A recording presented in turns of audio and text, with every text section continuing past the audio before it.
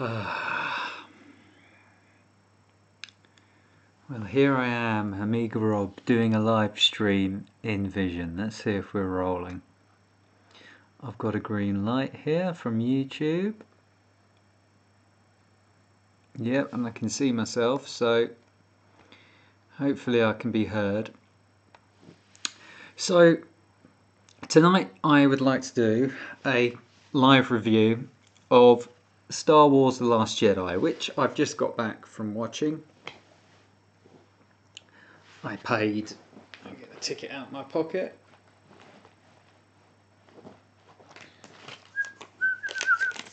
I went to the Cineworld in Nottingham, which was pretty poor, and I paid £11.20, so £22.40 for the two of us to go and watch it on the standard screen. Screen 2. The state of that screen, the chairs and everything, is abysmal. Cineworld needs to sort that out. Half the tapes are held together. Half the chairs are held together with gaffer tape.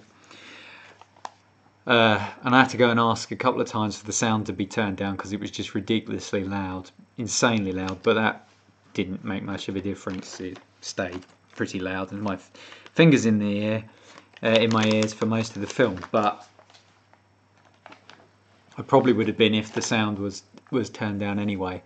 Now, I have avoided pretty much all news about this film, the Star Wars, The Last Jedi, directed by one Rian Johnson. I didn't know anything, hadn't heard any rumours about the plot, nothing. I had very little interest in that. I just wanted to go and see the film, and I was ready to be disappointed. I don't know any of the reaction. I've not read any reviews, and I probably won't read any reviews because I'm not interested in them. I'm really only interested in what I think. And I have to say, I was amazed. I don't know whether I was just, I don't know what the right word is. This was a painful film for me to watch. I thought it was a complete and utter mess. Complete and utter mess. I don't understand how a film like that gets made. Now, bearing in mind that the last two Star Wars films that have been made under Disney's on Disney's watch have been pretty poor and a bit of a mess as well. And I'd heard, all I knew about the film really was that this guy Rian Johnson was doing it, and people were saying, oh, this guy's real sharp, he's a good director, he won't mess this up. So I thought maybe it would be solid at least. It's such a mess. It's such a mess. There's no plot to the thing. It's all over the place. It's all over the place.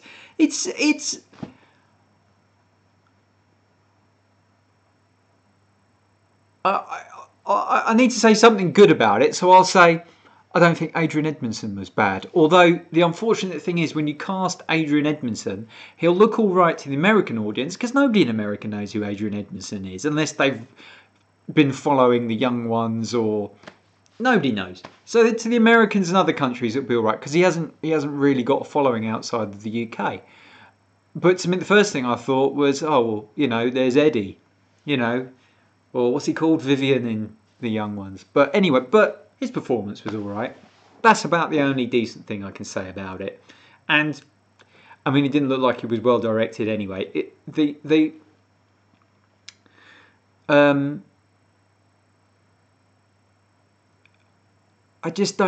don't understand how a film that is such a big franchise. I mean, we've had 6 films now that are just boring. And the sad thing is, the last 2 ones, which I thought were boring, by comparison to this one, they're entertaining films. I mean, I just don't know where to start. I really don't. I guess this is full of spoilers, by the way. So if you don't want to if you haven't seen it, you don't want to hear any spoilers, and if you don't want to hear me take this film to pieces, don't watch this. don't watch this because you might have enjoyed the film and I could well ruin it for you. But here's a few things that bother me. Real basic things. In the previous film in this series, we've seen these guys build a planet that sucks energy out of out of a sun and then flings that and blows up 5 planets at once. So technology, in theory, it is geared up now for, they're getting quite good at lasers in Star Wars, I've noticed. Part of the plot of this film is that all they need to do to keep out of trouble is just keep their spaceship a little bit ahead of the Star Destroyers and all the other warships, because they're quicker than them. So if they just keep a little bit, because what happens is the lasers run out of juice. They can't fire their lasers long enough. Their lasers run out. Oh yeah, that's all we need. Just keep ahead of them. Oh, we can't go into light speed because they're tracking us somehow, but we're not quite sure how. Oh, they're only tracking one ship though. It's just completely fabricated plot points that don't have any sense or logic to them. I'd said to people before, when I saw the first film in this series, whatever that was, what was it called? That film? It had a terrible name. I don't remember that, but whatever one, the first of the Ray films. I said they will have to do flashbacks in the next film. I said what will make it a decent film is if they do flashback. Do a flashback so we find out the bit beforehand, because I think they should have done the bit before the film we saw last. They should have had as the first film. That would be more interesting, And they did flashbacks. 3 of them. Now it's like watching the 1985 Cluedo film, where you see everything. Oh, this is what happened when I did. Then you see somebody else's point of view. Then you saw what really happened. The companion that I was with pointed out, apparently, the mirror scene. I don't know anything about Harry Potter. Apparently, this thing with all the mirrors that they had was straight out of Harry Potter. The acting was some really bad acting. Dialogue, shocking dialogue. How does a film get through with that bad dialogue? And this is one of the things that really gets me. It wasn't so much in the prequels. They didn't have it. They had a bit of this creeping through, but not so much. Every one of these Disney Star Wars films, it's turning more and more into a Disney film. More and more, what we're getting is this kind of I don't want to say moralizing, but these platitudes that come out. There was a few in the Phantom Menace. No, not Phantom Menace. What's the third? Whatever the third one, Return of the Sith, Revenge of the Sith, or whatever. There was a little bit of this. There were a few more in the last 2 films they've made. This film is full of platitudes. Oh, well, this is what happens in this. We've got to hang on to hope. If we don't have this, we've got to save the people first. That's what instead of... This is nonsense. It's awful. It's rubbish. It's boring. Then you've got these real clunky... It's like they've gone to a marketing person and they've looked at, I don't know, Pitch Perfect 3 or one of these, like they've gone to a chick flick or something like that, and they've said we need to throw in a few witty lines. So like one that pops into my mind is when they're doing this thing where they're supposed to be reading each other's minds, Ray and the blooming teen angst guy, across the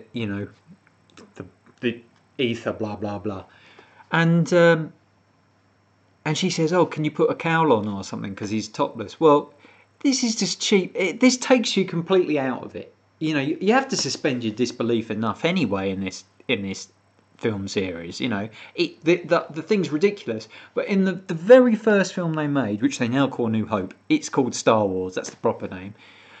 It's a ridiculous plot, but it was the pace and the rhythm and everything was perfect. So it suspended your disbelief. That's what you have to aim for. This film, you can't suspend your disbelief. It's ridiculous. The whole plot is ridiculous. A spaceship that is just trying to keep a little bit ahead of the other ones because it's a smaller spaceship. They can go faster. I mean, that doesn't stand to any reason. How can it be, oh, it's a smaller spaceship, it can go faster? It's in space. It shouldn't make any difference. You know, you're talking about a huge spaceship with big engines going behind it.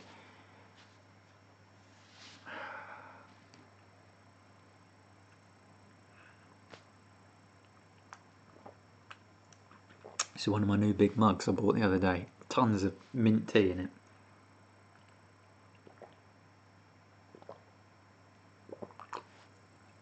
Excuse me, slurping. A bit more of that actually.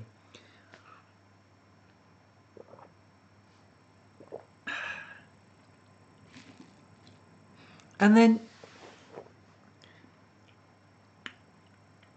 I mean, it bothers me that you wait a whole film. I mean, it's been 2 years since Luke Skywalker turned up and went when she saw him, and then they ended the film. In this one, he turns up and he doesn't really do that much either, except, you know, he's almost turned into old Anakin Skywalker. He's a whinging git. I'm sorry, he is. He's a whinging git. He's completely and utterly. They've ruined him. They've ruined old Luke Skywalker, and they particularly ruined him because. And if you haven't seen it, I'm going to say again, this is a spoiler. This is a spoiler. So what happens? You get to the end of the film, and the film goes on forever. I'm going to come back to Luke Skywalker. I couldn't believe how long this film was. I couldn't believe how boring it was. Boring. It got 20 minutes in, and I thought, God, this is dragging. This is really dragging. I would quite happily walk out. If I'd been there by myself, I would have said, can't be bothered with this. I would have gone and got my money back because it was so boring. And it goes on and on. It's not interesting. And I'd say, and this is a sad thing to say, it is more boring for me, my personal opinion, more boring than the Phantom Menace by a long chalk. At least the Phantom Menace they were there and they were doing something. They had some kind of aim. I couldn't actually figure out what was going on. And then in the middle of it, they go. In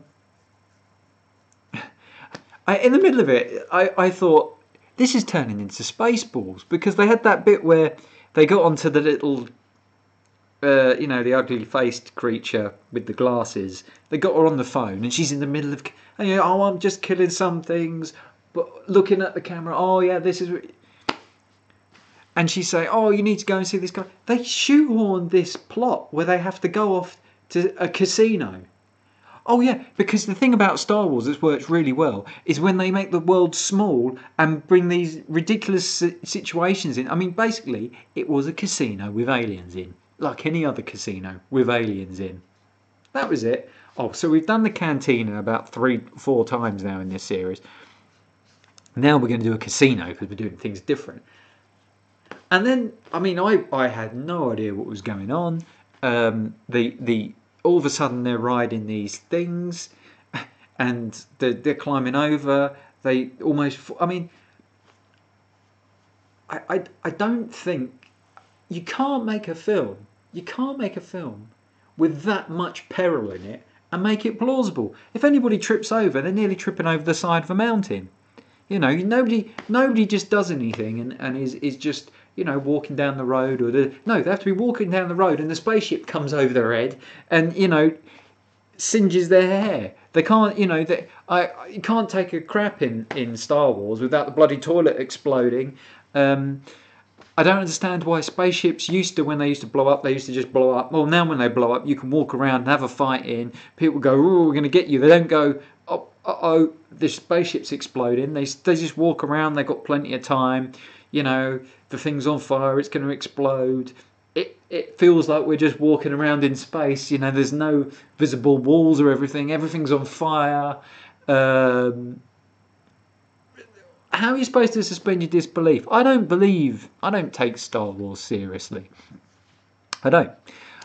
It's a film. I know what it is. I know that there's cameras and everything there. I don't take it seriously. It just frustrates me, and I don't watch much film anymore because most film, and maybe it's just modern cinema. Maybe cinema at the minute doesn't know how to pace itself. Maybe with all the classes and everything they're doing, they just don't know how to pace and make a film that isn't abysmal. And maybe it's me. Maybe I'm stuck in 1923. Maybe I'm stuck with Charlie Chaplin and Laurel and Hardy and Buster Keaton at the start of cinema, and you know, I like good actors like Rod Steiger and people like that. Maybe I'm wrong. Maybe Daisy Ridley is a fantastic actor. I'll tell you who's a fantastic actor. Her uncle, her great uncle, Bill Ridley, who played the most doddery old one in Dad's Army. And I can't look at her face without seeing him now. Anyway, that's another story. So, my hand's cracking up.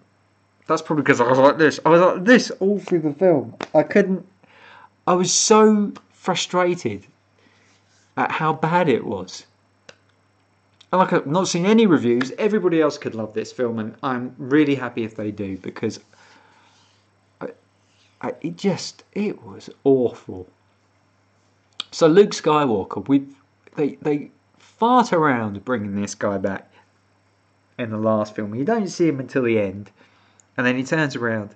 This is what I was like through the whole film. I was just taking my glasses off, going like this, and so you don't see him until they've gone on a cold. That's what this film has done to me. He turns up, you find him, and then next film, he's whinging. He's like Anakin Skywalker. He's whinging and moaning, blah, blah, blah, blah, blah. You get the Cluedo thing. You get the same story 3 times, which is so clunky. And then you have this big face-off at the end. Yoda turns up. I don't know why they can't get Yoda right. I mean, the voice sounded right this time at least. The dialogue for Yoda wasn't so bad, although he was sat there. I mean, you don't really need Yoda sitting there taking the piss out of you, do you? When you're, I mean, Luke Skywalker's obviously on edge, but they returned him to his sort of. He's not just walking around like this, like I am now, around the whole film, like he was for the first 3 films, the prequel films, I should say. They returned him to the little piss taker again. But he didn't. The puppet looked ridiculous. It still never looked as good as it did in The Empire Strikes Back. But at least he isn't a cartoon. And then you've got Luke Skywalker there, and he turns up. We think at to save the day on that thing that they've been trying to get to, that billiard ball they've been trying to get to for the whole program, for the whole film, and has the imaginary fight with what's his face. Turns out he's not there.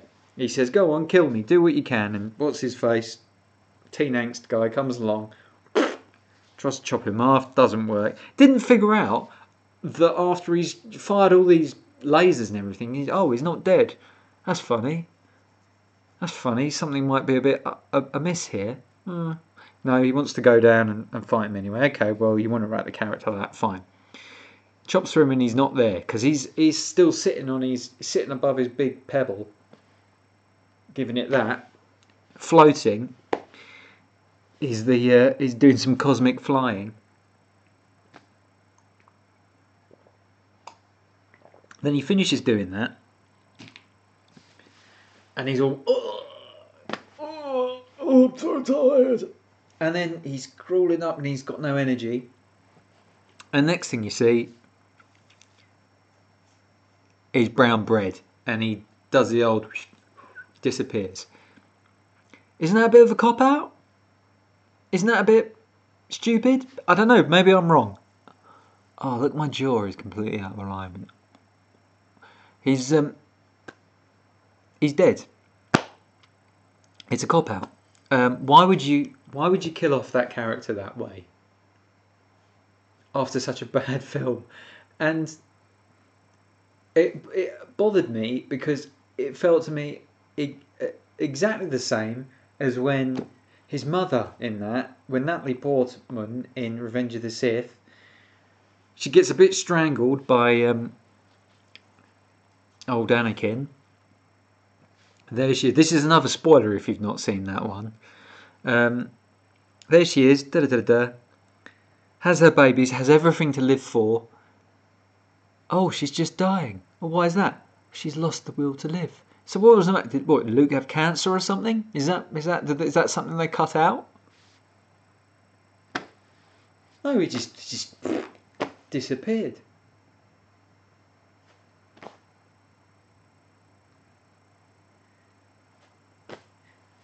Anyone can explain that to me, and I'm sure there will be people that say, "Oh no, it's because he used so much of the Force. It materialised over. That was him. Brown bread." And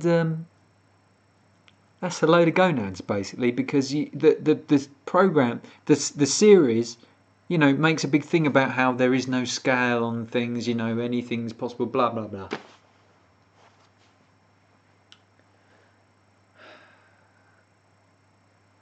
The film is, I just don't. It's edited solidly. I mean, in terms of the cuts are solid, but they have no rhythm. There's nothing particularly jarring, although there is. I did notice the shot when there's so many characters in it. There's too many characters. But the shot when the guy that diddles them on saving the day, what's his name? I don't know who he is. I don't know who he is. Don't know the actor. Don't know anything. The guy that double crosses them when they're going to disarm the tracker. Stupid plot. So he's talking to not Poe, the other guy, on the ship when they're flying back. The immediate shot after that, one of the spaceships for 2 frames is in completely the wrong place, and it just zips across the screen. Watch it. If you ever sit through that thing again, then watch, and it'll probably be in your print because it's digital and they should all be the same.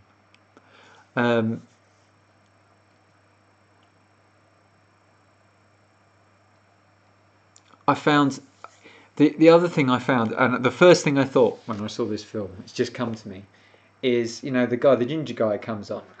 We're going to do this evil thing. Every one of there's no character in these things, and they're all pantomime villains. That Snoke bloke, pantomime villain. First of all, they don't build the character, then they don't use them enough, and the dialogue is terrible, and then they'll kill them off. And there's guys that they're killing off people left, right, and centre in this thing. I mean,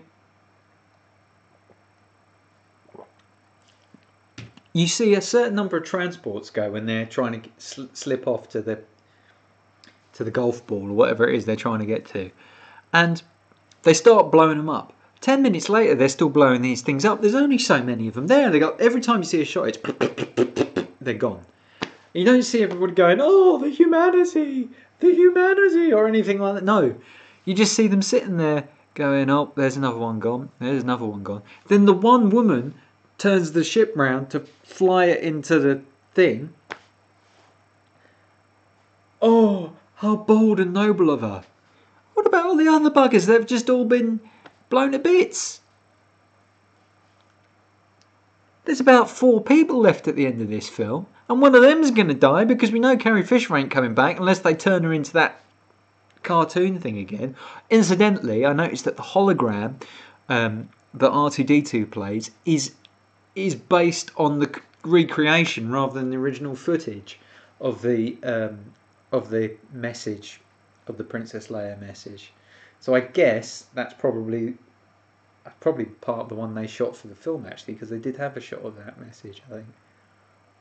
So, Just awful. Awful film. And I've got a horrible feeling if I look at reviews, people are going to say, because they're desperate. People are desperate for a brilliant Star Wars film. They're desperate for it.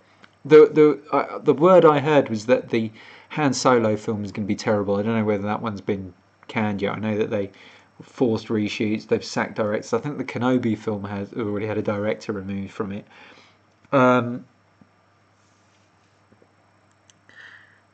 People are desperate for a great Star Wars film, and this is not a great Star Wars film. I think there's been a problem. I think the problem started on Return of the Jedi, and I think the problem was the edit. And they had a fantastic director on Return of the Jedi, a guy called Richard Marquand, who died just a few years later. I think 88 he died.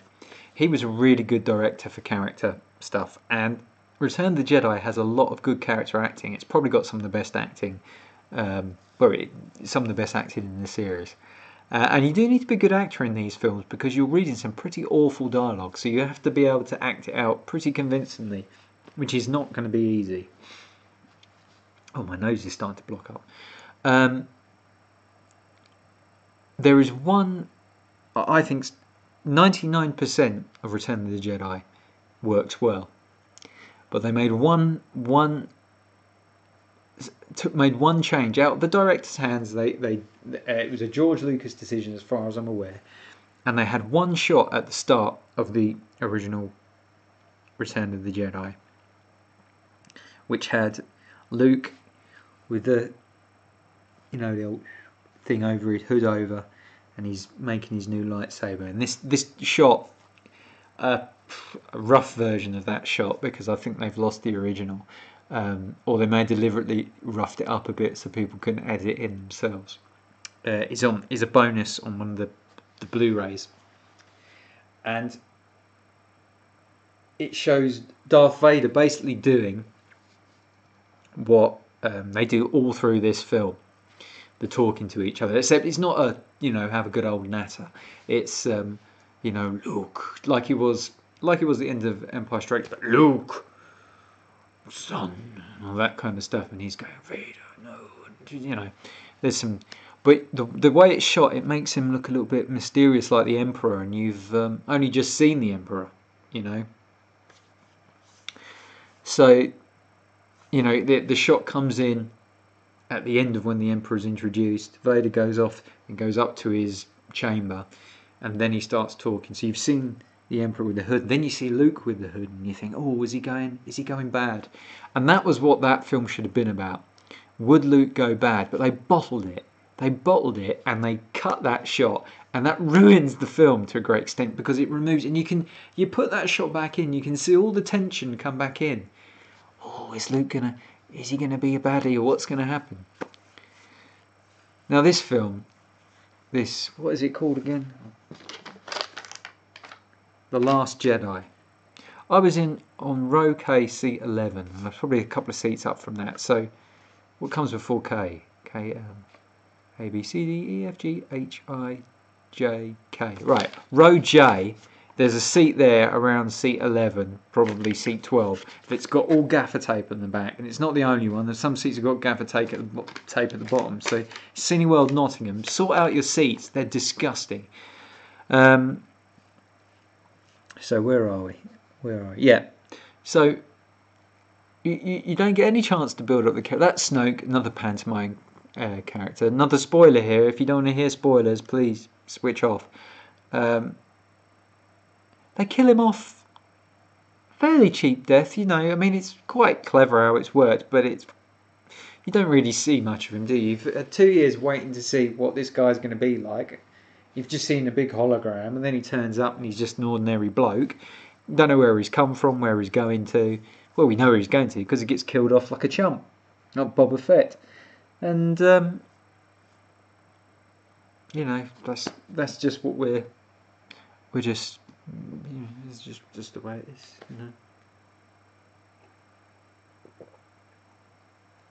That mug can knock my whole face out of this, won't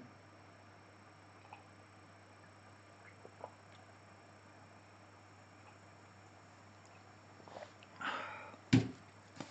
Maybe I'll have a cracker. I started eating crackers when I was 2 litre crackers.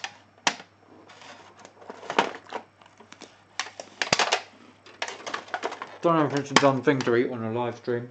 Don't care.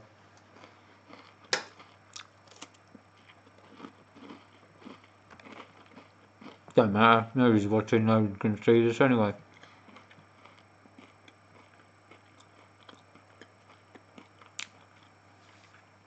So, another thing that made me laugh, because I kept seeing things and thinking, God, this is Disney. And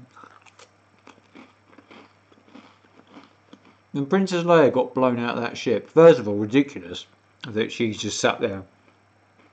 I mean, I don't know if this is how it works, but space is a vacuum. You know, I don't think you can just sort of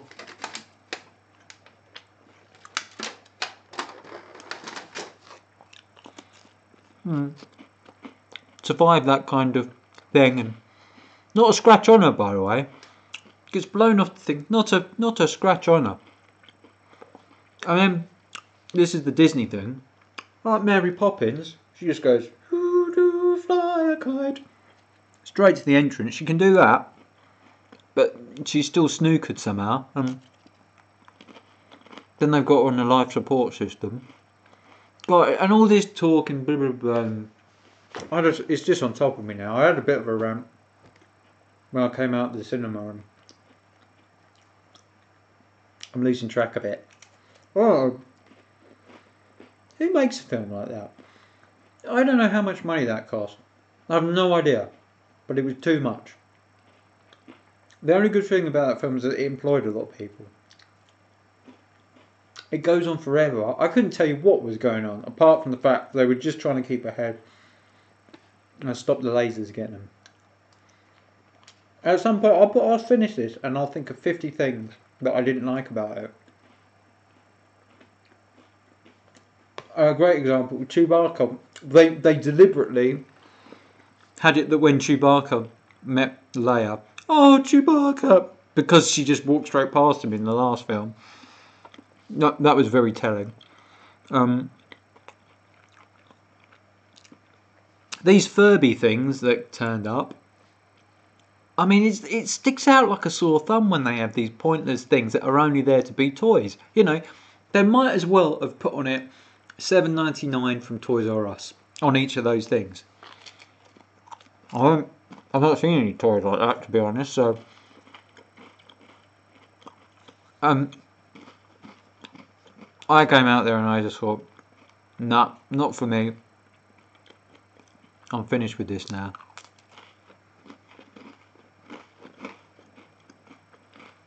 It's like they made a film. They didn't care about the pacing. They just wanted things in there for people to talk about. It's like films are now being shaped by social media. They wanted to make a film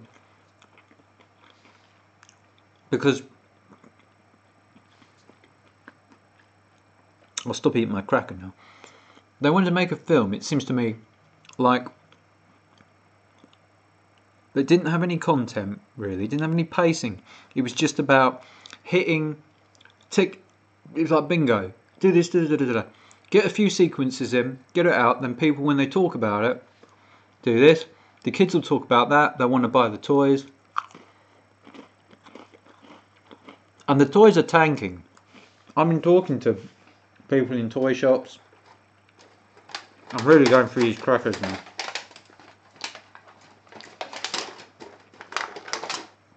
I've been talking to the guys in toy shops and stuff, and they're like, nobody's interested in this Star Wars gear. And it's crap. It's overpriced rubbish. I mean, I saw the Millennium Falcon they put out a couple of years ago. I've never seen anything like it. The bottom was all hollowed out. The toy from 1978 or whatever it is was vastly superior.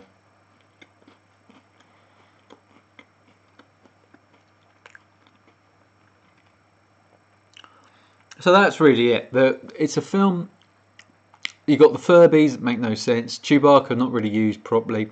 Terrible shoehorned in jokes that are like meta jokes. That's the phrase. Like meta jokes. Jokes that are very, you know, they don't fit into that thing. They completely take you out. You can't suspend your disbelief when they're making jokes like "You go, sister" sort of jokes. You know, oh no, he didn't. You know, that's what I'm expecting them to do. You know, I'm showing such disrespect by eating these crackers when I'm doing this review. But I like eating crackers. It's a monstrosity of a film, full of platitudes, terrible dialogue, the worst. In fact, it's worse than "I love you." No, no, I love you more. No, I love you more. Oh no, Anakin, I love you more. Oh no, Princess Hobnob, I love you even more. You know, it's starting to turn into a Disney thing. Generally, the plots and everything. There was swearing in it. In the first few minutes, you get one thing going, "Oh, the bloody blah, blah, blah, blah." That ginger bloke, he might be a good actor, but he's been given some real rubbish to act. And for a film that is so long, with so much going on, it just seemed like nothing happened. And nobody really had much to say. Poe, well, I haven't even really spoke about him. Poe, I mean, I haven't even spoke about the plot with. Was a bit of a disagreement with his line manager. It's just so intricate and pointless, you know. Like, why in Star Wars does it seem like every film now has something sort of like office politics? Who cares? Who cares about it? It's boring. I don't care about office politics. I don't want to know who's knobbing off who in the office. I don't want to know about, you know, just so many ideas all chucked in. Bad ideas, most of them. One of the worst films I've ever seen at the cinema. And if the overall response has been positive to it, I think in the long term it will get reassessed and it will be absolutely hammered.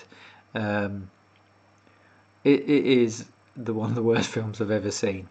Certainly one of the worst films I've ever paid money to go and see in the cinema. And I'd probably I never saw the prequels in the cinema because I could tell they stank from a long way off. But I would actually say it's significantly worse than whatever they called the first of the new ones. And it's a fair amount worse than the Rogue One film, which I thought was hacked to bits, really. So, yeah, I don't know why they would make a film so long, so boring, that is actually more boring than The Phantom Menace and Attack of the Clones, and more poorly acted. Dialogue's worse. Why give the director the script to write? Why would you let a director write the script? How can there be nobody on that production that didn't say, this ain't going right, this is not right? And somebody probably just said, it'll make money anyway, it's Star Wars. Even if it's terrible, it'll make tons of money, so we don't care. If it's good, it's a bonus. Well, it just sets a quite high mark for us to go for next time.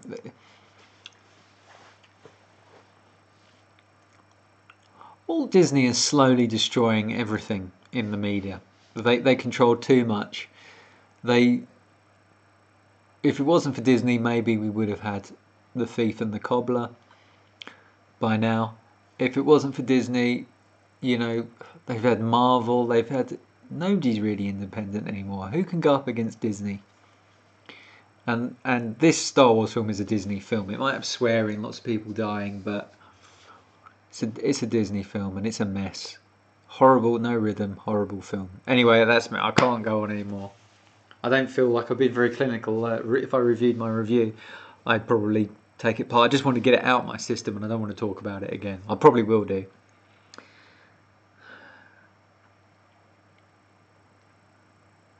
God, those one-liners, they're so bad. They don't fit. It's everything bad. Anyway, thanks for watching.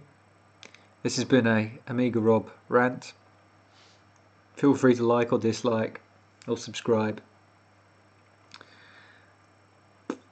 Catch you later.